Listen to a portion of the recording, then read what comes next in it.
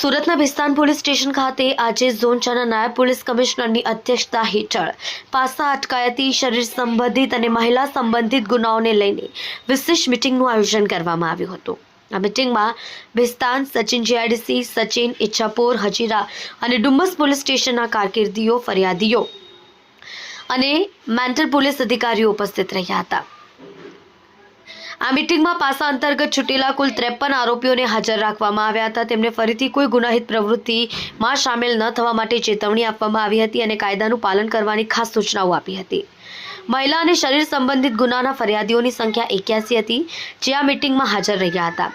ફરિયાદીઓને આરોપી પક્ષ દ્વારા મળતી કોઈપણ પ્રકારની હેરાનગતિ અથવા ધમકી અંગે તાત્કાલિક પોલીસનો સંપર્ક કરવા જાણ કરવામાં આવી હતી। તેઓ દ્વારા રજૂ કરાયેલા મુદ્દાઓને વિચારવામાં આવ્યા હતા। મહિલા સંબંધિત ફરિયાદીઓને સરકાર તરફથી મળતી સહાય અને જરૂરી કાયદાકીય જાણકારી પણ આપવામાં આવી હતી, તેથી તેઓ પોતાના હક અને સુરક્ષા અંગે સજાગ રહી શકે। ઝોન 4ના મેન્ટર પ્રોજેક્ટ હેઠળ કાર્યરત પોલીસ અધિકારીઓ અને કર્મચારીઓને આરોપીઓ પર યોગ્ય નજર રાખવા માટે ખાસ સૂચનાઓ આપવામાં આવી હતી અને ડોઝિયર્સને સમયાંતરે ચકાસવા તેમની ગતિવિધિઓ પર નજર રાખવા પર ભાર મૂકવામાં આવ્યો હતો।